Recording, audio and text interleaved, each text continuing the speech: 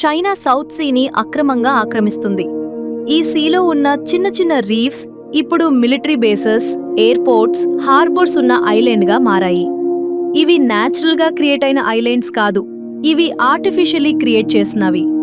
China ఎందుకు ఈ ఐలాండ్స్ని build చేసిందో ఇప్పుడు చూద్దాం. Trade route.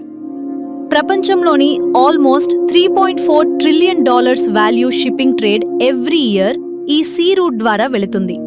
ఈ సీ కింద huge amount of oil and natural gas reserves ఉన్నాయి. మిలియన్స్ ఆఫ్ పీపుల్ ఈ ఏరియా ఫిష్ మీద ఆధారపడుతున్నారు. ఇంత ఇంపార్టెంట్ ఏరియా కాబట్టే చుట్టుపక్కల ఉన్న 6 దేశాలు దీనిపై హక్కులు కోరుతున్నాయి. కానీ చైనా దగ్గర 9 లైన్ అనే కాంట్రవర్షియల్ మ్యాప్ ఉంది. ఈ లైన్ ప్రకారం చైనా సౌత్ సీలో 90% ఏరియా చైనాకే చెందుతుందని చెప్తుంది. చైనా సముద్రం మధ్యలో ఈ ఐలాండ్స్ ని ఎలా నిర్మించిందో ఇప్పుడు చూద్దాం. దీనికోసం చైనా ఒక స్పెషల్ టెక్నిక్ ని ఉపయోగించింది. దీన్నే డ్రెడ్జింగ్ అండ్ ల్యాండ్ రెక్లమేషన్ అంటారు. ఈ ప్రాసెస్ ఎలా జరుగుతుంది అంటే, స్పెషల్ డ్రెడ్జింగ్ షిప్స్ సముద్రం అడుగు నుండి శాండ్, కోరల్, రాక్ ని సక్ చేస్తాయి. ఆ మెటీరియల్ మొత్తాన్ని పైప్స్ ద్వారా చిన్నగా ఉన్న రీఫ్స్ పైకి పంప్ చేస్తాయి.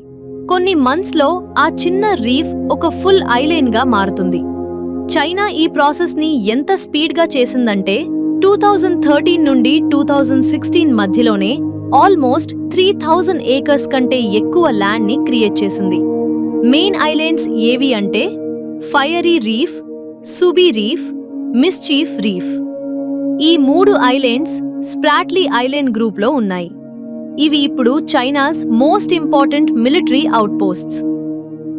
ఈ ఐలాండ్స్ పక్కా ప్లానింగ్ తో కట్టిన స్ట్రాటజిక్ మిలిటరీ అవుట్పోస్ట్స్.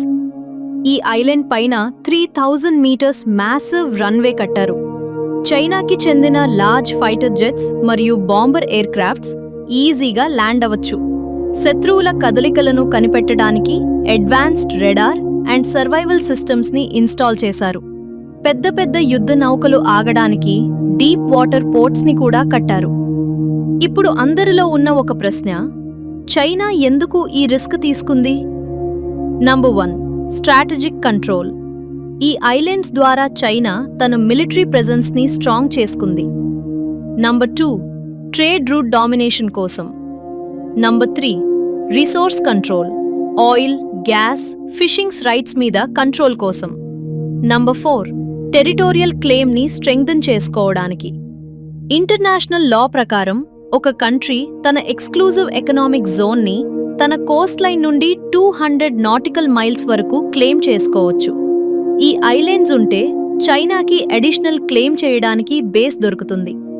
చైనా చేస్తున్న ఈ పనులపై పక్కనే ఉన్న ఫిలిప్పీన్స్ 2013లో ఇంటర్నేషనల్ కోర్ట్ ఆఫ్ ఆర్బిట్రేషన్లో కేసు వేసింది. 2016లో ఈ కోర్ట్ ఒక హిస్టారికల్ జడ్జ్మెంట్ ఇచ్చింది. చైనా 9 లైన్ క్లెయిమ్ ఎటువంటి లీగల్ బేసిస్ లేదు అని, ఇంకా ఆర్టిఫిషియల్ ఐలాండ్ క్రియేట్ చేసినంత మాత్రాన 200 nautical miles exclusive economic zone హక్కులు రావు అని. కానీ చైనా ఈ తీర్పుని కంప్లీట్గా రిజెక్ట్ చేసింది. మా రూల్స్ మావే అంటూ ఇప్పటికీ అక్కడ మిలిటరీ యాక్టివిటీస్ని కంటిన్యూ చేస్తుంది. దీనిపై మీ ఒపీనియన్ ఏంటో కామెంట్స్లో షేర్ చేయండి. Thanks for watching. మరిన్ని ఇంట్రెస్టింగ్ జాగ్రఫీ ఫ్యాక్ట్స్ కోసం సబ్స్క్రైబ్ చేయండి.